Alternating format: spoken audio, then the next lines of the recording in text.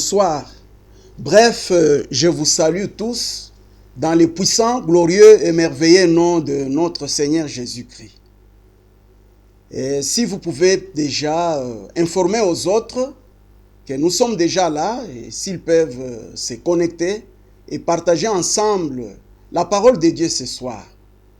Avant toute chose, nous voulons bénir le nom de Dieu qui vit au siècle des siècles. Le Dieu tout-puissant. Le Dieu qui se suffit à lui-même, qui n'a pas de commencement de jour ni de fin de vie, qui dit un mot, la chose arrive, et qui déclare la chose s'accomplit.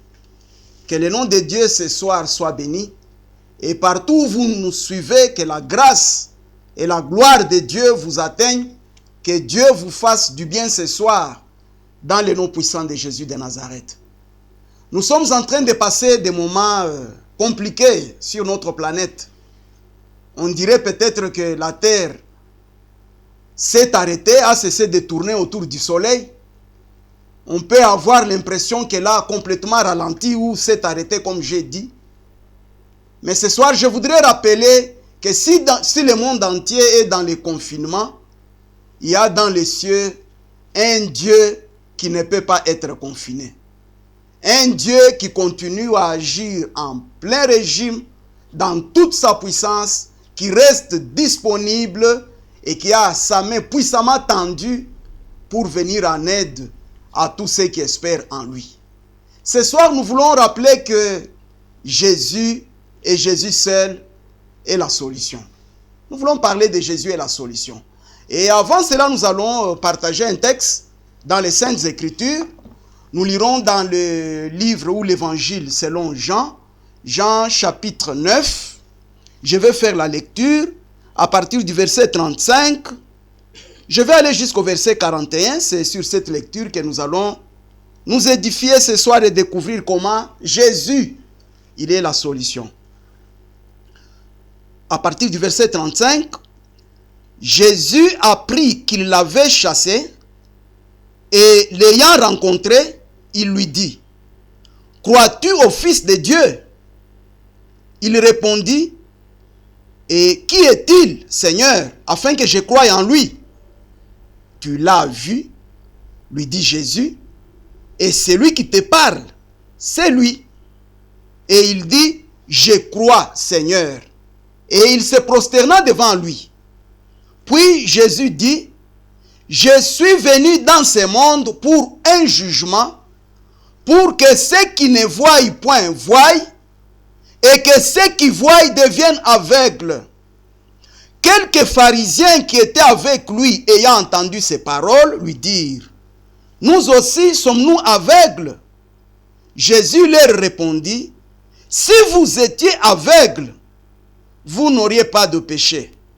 Mais maintenant vous dites, nous voyons, c'est pour cela que votre péché subsiste. » Le texte que nous venons de lire ici concerne l'histoire de l'aveugle né. Donc d'un homme qui était né aveugle. Ce n'est pas une légende. Ce n'est pas non plus un extrait de fable bricolé par des hommes. Mais c'est une histoire vraie qui a réellement eu lieu. La Bible nous dit clairement que Jésus était avec ses disciples et ils ont vu passer un homme. Et malheureusement, cet homme, c'était un aveugle, pas n'importe quel aveugle, mais c'était un aveugle né, il était né aveugle. Et immédiatement, les disciples de Jésus ont brandi un questionnaire. Ils étaient très touchés, ils étaient très préoccupés en voyant la situation de cet homme, en voyant sa condition malheureuse. Comment il peut être si malheureux? Et ils ont demandé à Jésus, « Mais Seigneur, est-ce que c'est cet homme qui a péché ou bien ce sont ses parents? Comment expliquer qu'il est né aveugle? » Oh, les disciples avaient raison d'être touchés, de voir quelqu'un qui pouvait aussi vivre comme tout le monde, qui pouvait aussi faire les affaires et les affaires marchent, qui pouvait aussi se marier et continuer la vie normalement. Mais il s'est retrouvé dans un problème, dans une situation très grave. Non, les disciples étaient abattus et ils ont brandi leur questionnaire. Ils ont dit, Jésus, dis-nous, qui a péché? Est-ce que c'est lui ou bien c'est ses parents? Mais la réponse de Jésus étonne. Ils pensaient peut-être qu'il allait répondre selon leurs pensées. Si c'était peut-être aujourd'hui, on allait dire que non, c'est sa tante maternelle, c'est son oncle. On peut vous dire non, si vous n'avez pas d'enfant, c'est parce que quand vous étiez encore jeune, on avait mis une brique dans votre ventre. On peut encore vous dire non, quand vous étiez bébé, on a déposé un moellon sur votre tête, c'est pourquoi vous êtes d'une petite taille. Beaucoup d'explications que les hommes donnent. Jésus n'a pas donné ce genre d'explications. Pour dire que les pensées de Dieu ne sont pas les pensées des hommes, autant les cieux sont élevés au-dessus de la terre, autant les pensées de Dieu sont élevées au-dessus des pensées des hommes. C'est très capital pour un enfant de Dieu de s'élever pour arriver à découvrir les pensées de Dieu. Jésus réagit, il dit, ce n'est ni lui ni ses parents. Peut-être vous vous posez des questions, vous dites, moi, je suis né dans une famille où la sorcellerie opère comme une compagnie. Comment suis-je si malheureux pour avoir tel ou tel comme parent, pour avoir tel ou tel autre comme membre de famille? Pourquoi dans mon clan ça ne marche pas? Vous pouvez vous poser ce genre de questions. Mais la réponse de Jésus, il dit, ce n'est ni l'un ni l'autre, mais c'est enfin que les œuvres de Dieu soient manifestées en lui. Je te dis, ma soeur, mon frère, toi qui me suis, que ce que tu vis, ce que tu traverses, ce que tu connais, que cela ne t'ébranle pas, c'est afin que les œuvres de Dieu soient manifestées. Et Jésus complète, il dit, pendant qu'il fait jour, je vais faire les œuvres de celui qui m'a envoyé. Jésus n'était pas venu dans ce monde pour un tourisme. Il n'était pas venu de passage seulement, mais il était venu accomplir les œuvres. La Bible dit qu'il est celui qui allait partout, de lieu en lieu, faisant les biens, guérissant les malades, délivrant tous ceux qui étaient sous l'empire du diable, parce que Dieu était avec lui. La Bible dit que Dieu était en Jésus-Christ et il réconciliait le monde avec lui-même. Jésus, il est la solution. C'est lui que Dieu a envoyé dans le monde. Il dit, je vais faire les œuvres de celui qui m'a envoyé. Et il a pris de la boue, il a mis de la salive, il a appliqué sur les yeux de l'aveugle-né et il dit, va te laver au réservoir du Siloé, qui signifie envoyé. Quand le Messie est allé se laver là-bas, oh, un miracle s'est accompli. Les yeux qui étaient aveugles, qui n'avaient jamais vu quelque chose, se sont ouverts. C'était un grand miracle, c'était étonnant. Le deuxième questionnaire paraît. Cette fois-là, ce ne sont pas les disciples de Jésus, mais ce sont les voisins, les proches de l'aveugle-né, son entourage, les gens qui le connaissaient. Quand ils l'ont vu venir, ils se sont posé des questions. Ils disent, mais qu'est-ce qui se passe? Est-ce que c'est lui ou c'est quelqu'un d'autre? Les uns ont dit, non, c'est lui. C'est lui, c'est lui. Les autres ont dit, non, c'est pas lui. Il le ressemble. C'était une discussion. C'est lui, il le ressemble. C'est lui, c'est lui, c'est lui, c'est lui. Alors lui-même, il a coupé court. Il dit, c'est moi. C'est moi que vous avez toujours connu comme aveugle. Il dit, mais explique-nous qu'est-ce qui t'est arrivé. Nous t'avons toujours connu sous un certain nom. Nous te connaissons comme un aveugle né. Comment expliquer qu'aujourd'hui tu débarques, tu es en train de voir? Et il répond, il dit, l'homme qu'on appelle Jésus. L'homme qu'on appelle Jésus, il a fait de la boue, il a mis de la salive, il a appliqué sur mes yeux, il m'a dit, va te laver dans le réservoir de Siloé. J'ai obéi à ce qu'il m'a dit, et c'est pour cela que je suis en train de voir. Oh, l'identité de l'aveugle-né immédiatement a changé. Je suis en train de parler de Jésus-Christ de Nazareth, le Fils du Dieu Tout-Puissant, le seul compétent et capable de changer l'identité d'une personne, de changer le nom d'une personne. Peut-être on te connaît sous le nom d'une prostituée, et une prostituée de carrière. Peut-être qu'on te connaît comme un ivrogne, un soulard. On te connaît comme un escroc. On te connaît comme un sorcier. On te connaît comme un mendiant. On te connaît comme un misérable. On te connaît comme un pauvre. On te connaît comme un SDF, c'est-à-dire sans domicile fixe. On te connaît comme un vagabond. On te connaît comme un brigand. Voilà les noms que tu portes. La société ne te considère pas. Tu n'as pas du prix dans la société. Tu es un misérable. Ta place, c'est au fumier. C'est comme ça que la société te connaît. Mais ce soir, je te parle de quelqu'un qui a trouvé quelqu'un qui était rejeté par la société. Un aveugle né, et il a changé son identité. Jésus, c'est celui qui est capable de récupérer une personne dans un certain état initial et de l'amener dans un état final. Oui, Jésus, il fait cela. Jésus, il accomplit cela. La méthodologie de Jésus-Christ, je ne saurais l'expliquer ce soir. Je ne saurais l'expliquer ce matin, ça dépend de votre fuseau horaire. Pour Bartimée, Jésus n'avait pas appliqué de la boue. Il a seulement dit une parole de sa bouche, qu'il te soit fait selon ta foi. Qu'il te soit fait selon ta foi. Immédiatement, Bartimée a commencé à voir. Et pour celui-ci, il a fait de la boue, il a mis de la salive. Et le Messie a commencé à voir. Non, ça a étonné les gens.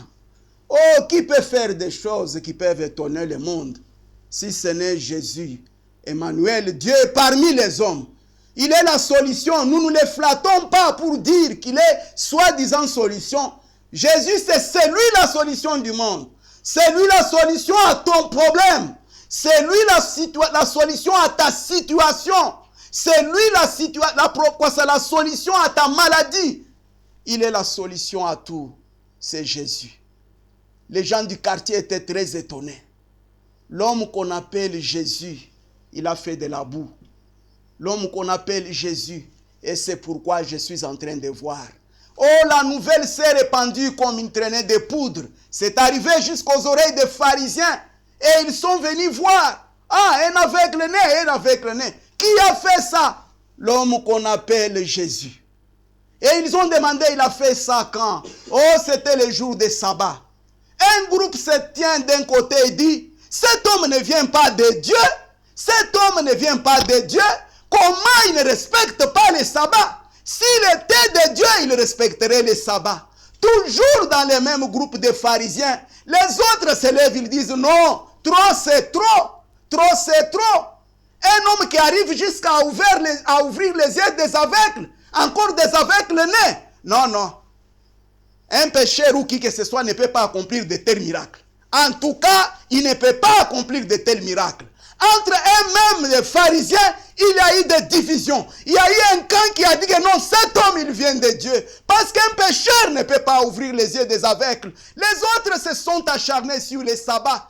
Les débats étaient si houleux qu'ils sont allés voir les parents de l'enfant. Parce que les pharisiens étaient arrivés jusqu'au point de nier les miracles. Il dit non, cet homme n'était pas un aveugle. C'est une histoire, c'est du fake que vous êtes en train de raconter. Allons voir les parents. Ils sont allés voir les parents de l'aveugle né. Et ils ont demandé, dites-nous, est-ce que c'est là votre fils que vous dites être né aveugle? Ils disent, oui, oui, c'est notre fils. Il est né aveugle. Il a été aveugle, il a toujours été aveugle. Il dit, alors vous êtes ses parents. Explique-nous sincèrement. Comment expliquer qu'aujourd'hui, il est en train de voir? Ils disent, oui, nous reconnaissons que c'est notre fils. Nous avons la certitude que nous l'avons eu, nous l'avons mis au monde aveugle. Mais pour expliquer à savoir comment il voit aujourd'hui, ça nous ne savons pas. Interrogez-le lui-même. C'est un adulte. Il a de l'âge. Il peut parler. Il peut expliquer. Ils ont encore appelé le type. Il dit, monsieur, explique-nous. Tu étais aveugle, qu'est-ce qui t'est arrivé? Le monsieur reprend les propos. J'étais un aveugle. L'homme qu'on appelle Jésus, il a fait de la boue. Il a appliqué sur mes yeux. Il m'a demandé d'aller me laver. Je suis allé me laver et j'ai vu, j'ai commencé à voir. C'est ça ce qui s'est passé. Il dit non, donne gloire à Dieu. Cet homme, c'est un pécheur. L'aveugle né dit non. S'il est pécheur, moi je ne le sais pas. Il se raconte beaucoup de choses autour du nom de Jésus, le Fils de Dieu dans le monde. Les gens se racontent n'importe quoi. Tout autour de la vraie solution de l'humanité.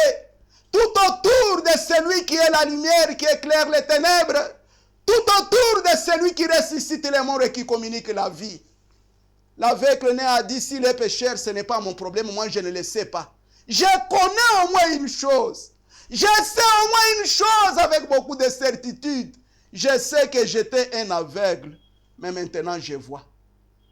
Je sais que j'étais un aveugle, mais maintenant je vois. Ils l'ont chassé. Ils l'ont encore appelé. Dis-nous. Il dit, mais je vous ai expliqué, vous ne voulez pas écouter. Est-ce que vous voulez devenir ses disciples ou quoi? Ils se sont énervés. Non, c'est toi qui es ton disciple. Allez, va-t'en. Nous sommes les disciples de Moïse. Moïse, au moins, c'est quelqu'un à qui Dieu a parlé. Nous en avons des preuves. Mais celui-ci, nous ne connaissons rien. L'aveugle dit, vous ne connaissez rien. Je m'étonne que vous ne connaissez rien. Moi, je sais au moins une chose. J'étais aveugle. Maintenant, je vois. Il a ouvert mes yeux. Je sais que si cet homme ne venait pas de Dieu, il n'aurait rien fait. Car je sais que Dieu n'exauce pas les pécheurs, mais celui qui les craint et qui l'honore, Dieu, il l'exauce. Si cet homme ne venait pas de Dieu, il n'aurait rien fait. Vous dites, vous ne connaissez pas d'où il est venu. Cependant, il m'a ouvert les yeux. J'étais aveugle. Oh, j'étais aveugle. Maintenant, je vois. Ma sœur, mon frère, tu peux aussi dire ça. C'est même Jésus, il n'a pas changé. Nous n'annonçons pas l'histoire. Nous rendons témoignage de Dieu parmi les hommes qui répond au nom de Jésus-Christ de Nazareth, qui a vaincu le tombeau, la mort et le séjour des morts. Il change l'histoire et l'identité des enfants des hommes. Tu peux être dans une misère, une très haute misère. Jésus peut changer ta misère et te donner une autre identité. Maintenant même, pas demain, mais maintenant que tu es en train de m'écouter, parce que c'est sa parole. Jésus peut faire quelque chose là où tu es. Tu peux être malade. Jésus peut te guérir. Maintenant même là que tu es en train de suivre, parce que Jésus, il est vivant. Jésus, il est réel. Jésus, il est tout puissant. Il a ouvert les yeux de l'aveugle.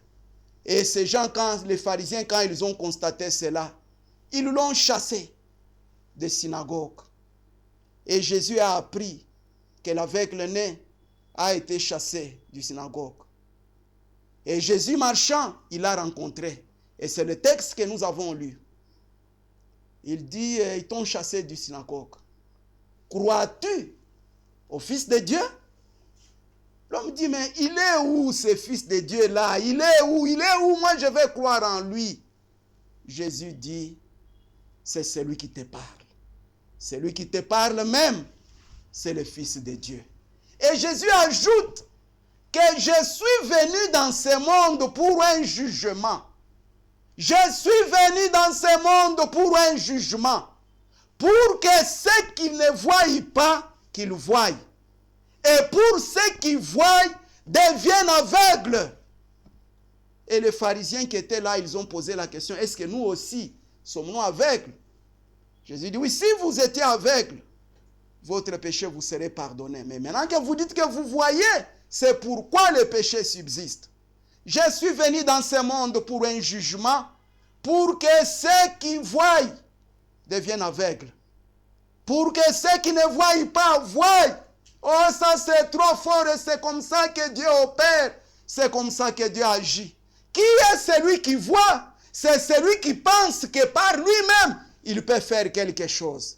Quand l'homme se frappe la poitrine, quand l'homme pompe les muscles qu'il peut par lui-même, c'est un aveugle. Ça, c'est de l'orgueil. Quand l'homme prétend que c'est lui qui connaît, il connaît déjà, il a l'information, il peut faire, il peut oser. Ça crée des problèmes. Nous ne saurons pas connaître Dieu jusqu'à toute sa plénitude. L'apôtre Paul dit quelque part que ce que nous connaissons, nous le connaissons en partie. Oh, l'Éternel, le Dieu qui nous a créés, il est infiniment grand. Il est immensement grand. C'est seulement quand il veut lui-même se révéler à nous. Il dit, je suis venu pour que ceux qui ne voient pas, l'humilité. reconnaître que sans Dieu, on ne peut rien. Notre planète est en train de s'enfoncer. Le monde est en train de s'embrouiller. Les hommes sont en train de courir dans tous les sens. Certains disent chercher les vaccins. L'autre disent ne cherchez pas, ces vaccins va tuer les gens. D'autres disent fermer les entreprises, continuons le confinement. Les hommes s'embrouillent et ça devient de plus en plus sombre. Nous avons besoin du concours de celui qui nous a placés sur la terre. Nous avons besoin du concours de celui qui est le véritable secours, qui ne manque pas, qui ne manque jamais dans la détresse. Si tu vas attendre le déconfinement des hommes, tu attendras longtemps. Et eux-mêmes, ils sont en train de dire que nous ne savons pas ce que va être l'économie. Ne dépend pas de l'économie du monde, dépend de l'économie du ciel. Il y a dans le ciel un Dieu tout-puissant qui peut pourvoir, même quand c'est sombre, quand c'est compliqué. Dieu n'a pas à attendre que le coronavirus soit éradiqué pour te bénir ou faire quoi que ce soit. Il peut le faire même maintenant pendant que nous sommes en train de parler. Parce qu'il est souverainement élevé et élevé au-dessus de tout. Oh, quelque part la Bible dit dans 1 Corinthiens, je crois, 1 Corinthiens 1er chapitre, et c'est l'apôtre Paul qui parle. Il dit que le monde avec sa sagesse n'a pas connu Dieu dans la sagesse de Dieu. N'a pas connu Dieu dans la sagesse de Dieu. La folie de Dieu est plus sage que les hommes. La faiblesse de Dieu est plus puissante que les hommes.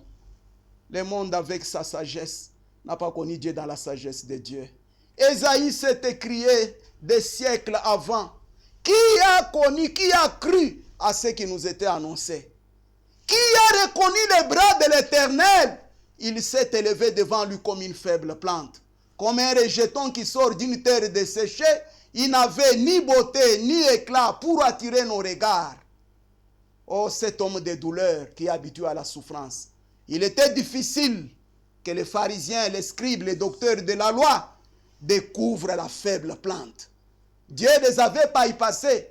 C'est comme par exemple, vous êtes là en train d'attendre un certain dignitaire, une grande autorité, vous l'attendez sur un point. Mais lui ressort par un autre point C. Vous êtes au point A, lui il passe par la porte C. Pendant que vous continuez à attendre, il est déjà passé parce qu'il est parti. Et c'est ce qui était arrivé à notre monde. Dieu a visité le monde en envoyant son propre fils Jésus pour le salut de l'humanité. Mais le monde n'a pas connu Jésus. Le monde n'a pas connu Jésus. À cet aveugle-né, Jésus s'est révélé. Il dit, c'est lui qui te parle, c'est lui le Fils de Dieu. C'est lui qui te parle, c'est la parole faite chair.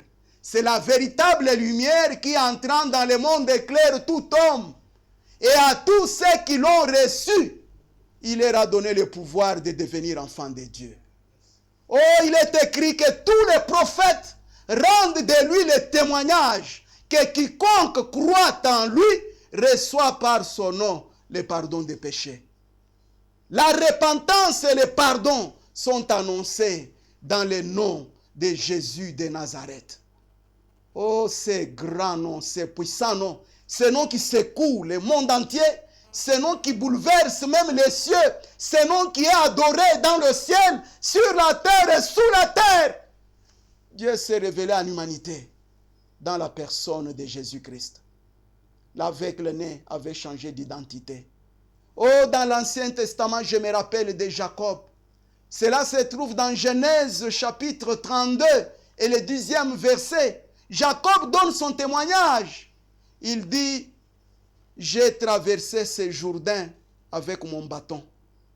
Il dit, éternel Dieu d'Israël, non, éternel Dieu d'Abraham, Dieu d'Isaac, tes bontés et tes grâces ont été énormes pour moi ici. Parce que je reconnais que j'ai traversé ce Jourdain avec mon bâton seulement. Mais maintenant, je forme deux camps. C'était au moment où Jacob était en train de fuir son frère Ésaü. Il était dans l'angoisse, dans la peur, il ne savait pas. Mais heureusement pour lui, il avait rencontré l'Éternel dans la vision de l'échelle. Il y a dans les cieux celui qui s'appelle Éternel, qui est le seul vrai Dieu. Vous savez, les restes des nations ne sont pas des dieux. Ce sont des idoles, des œuvres des mains des hommes. Ce sont des statues qui ne peuvent ni sauver ni délivrer. Mais le Dieu de la Bible éternelle, c'est le Dieu véritable. Et il dit, je n'avais rien. Quelqu'un qui n'avait pas une maison, un endroit où dormir. Oh bien-aimés, même nous qui vous parlons ici, nous savons d'où Dieu nous a tirés. Dieu nous a tirés. Nos vies, ce sont de véritables témoignages. Ce n'était pas différent de ce que Jacob raconte ici. Il n'avait rien du tout. Il a traversé le Jourdain avec un bâton seulement dans la main. Mais heureusement pour lui, il avait rencontré ce Dieu que nous annonçons ce soir. Et Dieu qui lui a dit, Jacob, je te bénirai. Oh, un Dieu bon, un Dieu compatissant et miséricordieux. Un Dieu lent à la colère et riche en miséricorde. Et quand Jacob est parti, il est rentré avec des troupeaux, avec des brebis, avec beaucoup de richesses, avec beaucoup de serviteurs, avec. Et quand il est arrivé, il dit, Éternel, il s'est souvenu d'où il est parti. Nous sommes de ceux-là que Dieu a récupérés dans les ordures, dans la fumier, dans rien du tout, dans les sables. Oh, le Dieu de compassion nous a récupérés là-bas. Dieu est celui qui récupère les gens là-bas. Et il a fait cela. Et Jacob était devenu quelqu'un. Et même jusqu'aujourd'hui, Israël, ce n'est pas n'importe qui. Il est devenu un grand nom parce qu'il avait rencontré ce Dieu. Oh bien-aimé, Jésus, il est la solution. Jésus-Christ, il est la solution. Il peut faire partir ta vie du point A où tu es, à point je peux appeler F pour dire point final, où tu peux vivre sa gloire. J'ai pris ce soir que malgré le confinement, malgré les lois, les règles d'hygiène, tout ce qui est qu'on est occupé à raconter dans le monde entier, que toi, tu vives la gloire de Dieu. Que toi, tu puisses témoigner comme l'aveugle né, que l'homme qu'on appelle Jésus, il a fait quelque chose. Il a toujours quelque chose à faire. Ah, je l'aime. Jésus a toujours quelque chose à faire. Il est passé dans les noces de Canaan. Il a trouvé des gens embrouillés, vin terminé, fête capotée, c'était compliqué. Mais Jésus, on lui a présenté de l'eau. De l'eau ici, l'eau du robinet. Et c'est cette eau-là que les gens ont bu. C'était du très bon vin. Très, très, très bon vin. Il a tous les moyens. Il a tous les moyens. C'est pourquoi les pensées de Dieu sont très élevées au-dessus de nos pensées. Tu peux te demander que ça va arriver comment. Ça, ce n'est pas ton problème. Ça va arriver à la manière de Dieu. J'aime Dieu parce que Dieu, il fait des choses à la manière de Dieu et non à la manière des hommes. Il utilise les méthodes de Dieu. Les méthodes de Dieu, c'est-à-dire frayer le chemin là où il n'y avait pas de chemin. Trouver une grande mer rouge et frayer le chemin là-bas et les gens traversent. Ça, c'est le Dieu de la Bible. Oh Dieu, tu es souverainement élevé et que tu mérites que nous puissions fléchir et nous prosterner devant ta majesté et ta sainteté. Que notre monde revienne à la raison. Que ceux qui me suivent et m'entendent reviennent au bon sens. Reconnaître ce grand Dieu et lui faire confiance. Le monde, avec sa sagesse, est en train de se perdre, est en train de s'éloigner, en train de mettre des bricoles, des choses qui ne feront rien du tout. Les hommes tourneront leur tête jusqu'à avoir des stress, à piquer des crises, à avoir des dépressions. Il reste des enfants des hommes dans les narines desquelles il y a le souffle. Quand Dieu reprend ce souffle là-bas, les voilà s'en aller dans la demeure de silence. Oh, que le nom de Dieu ce soir soit glorifié dans les siècles éternels. Je prie que là où tu es en train de me suivre, que tu puisses rétablir, restaurer ta confiance dans le nom de Jésus. C'est lui que Dieu a établi, juge des vivants et des morts. C'est lui qui est le chemin, la vérité et la vie. Oh, c'est lui qui est la pierre de l'angle. Dieu dit, voici j'ai pris pour fondement en Sion une pierre. une pierre choisie, solide, solidement posée. Quiconque la prend pour appui n'aura pas à te défouir. Tu ne vas pas fuir si tu prends cette pierre comme appui. Tu ne fuiras pas. Tu ne fuiras pas. Tu ne seras pas confondu. Le Dieu de la Bible, c'est un Dieu vrai. Tu ne seras pas confondu. Tu n'auras pas la honte. Tu vas te retrouver. Tu vas retrouver ton compte. Tu vas retrouver la gloire de Dieu. Oh, cet aveugle-né, il a dit l'homme qu'on appelle Jésus. Si vous voulez savoir comment je ne suis plus mendiant, je ne suis plus misérable, ma vie, ma mauvaise vie s'est arrêtée parce que j'ai rencontré quelqu'un qui s'appelle Jésus. J'ai rencontré quelqu'un qui s'appelle Jésus et il a fait quelque chose dans ma vie. Ce Jésus-là est le même ce soir. Ce Jésus-là est le même maintenant. Ce Jésus-là continue encore à agir. Il agit dans le monde entier. Oh, les témoignages courent dans tous les sens.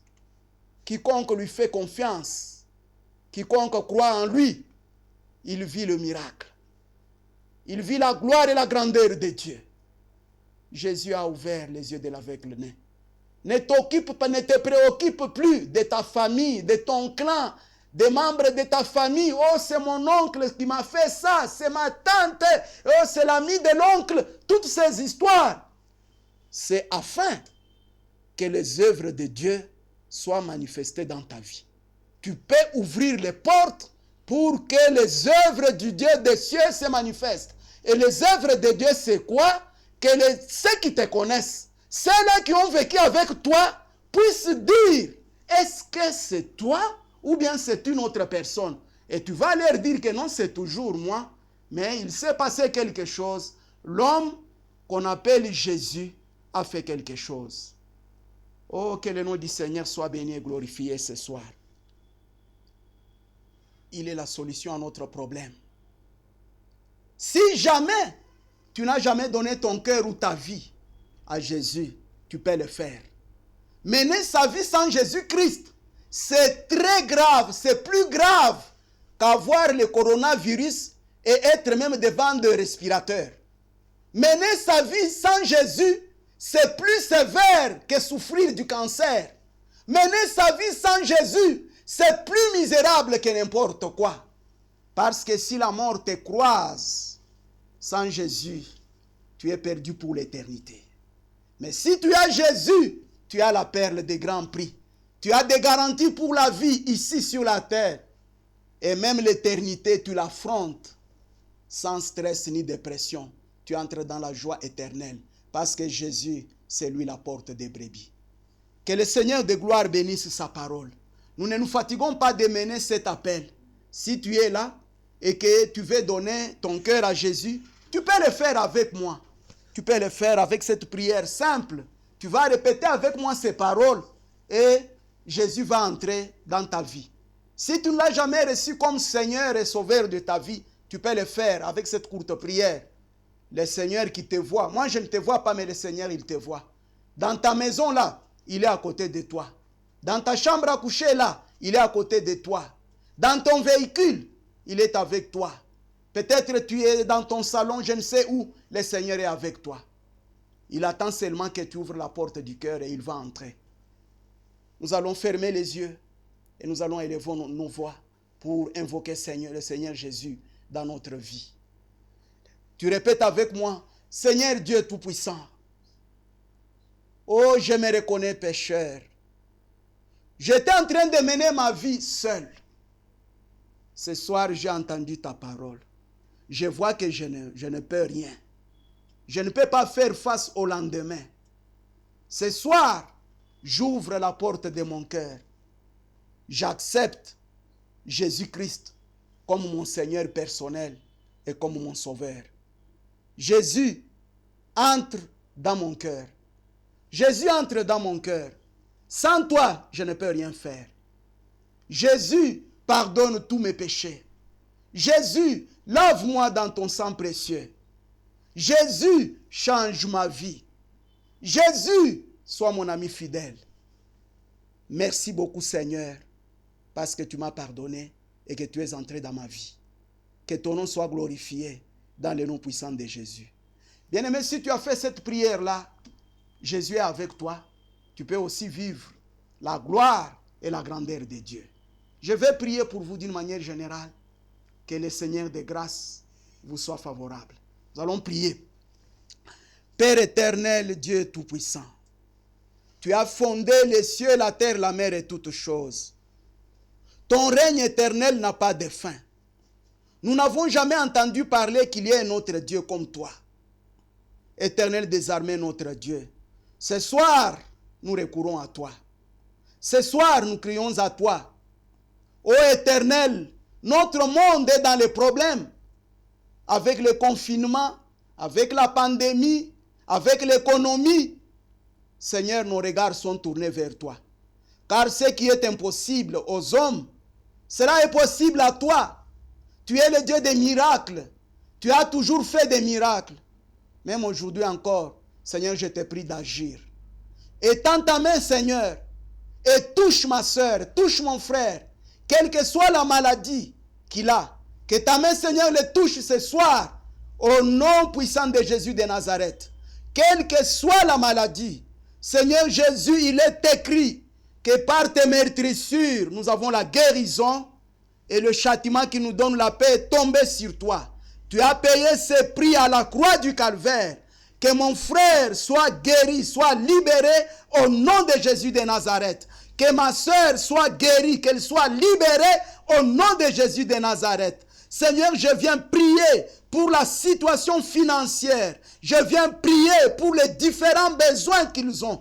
Que tu étendes ta main, Seigneur. Que ce qui est bloqué soit débloqué dans le nom puissant de Jésus. Ceux-là qui ont besoin du travail, Seigneur, que tu leur donnes du travail. Ceux-là qui ont besoin du mariage, que tu leur accordes le mariage. Ceux qui ont besoin des enfants, que tu leur accordes les enfants. Oh Dieu, pourvois, parce qu'il est écrit que sur la montagne de l'Éternel, il sera pourvu. Merci beaucoup, Seigneur éternel, parce que tu es un Dieu fidèle. Que ton nom soit béni et glorifié. Merci beaucoup, Seigneur Jésus. Merci pour ce que tu as accompli à la croix. Merci pour ton sang que tu as répandu pour le pardon de nos péchés. Que ton nom soit adoré, béni et glorifié, aujourd'hui et pour l'éternité, dans le nom puissant, précieux et glorieux de Jésus-Christ, notre Sauveur. Amen. Amen, amen. Que le Seigneur Dieu vous bénisse abondamment. Rendez-vous les dimanches. Mais j'espère que demain, vendredi, nous serons encore là, dans l'adoration et dans la louange, pour bénir ces grands dieux. Que le Seigneur vous fasse du bien. Nous vous aimons et nous vous disons bye bye.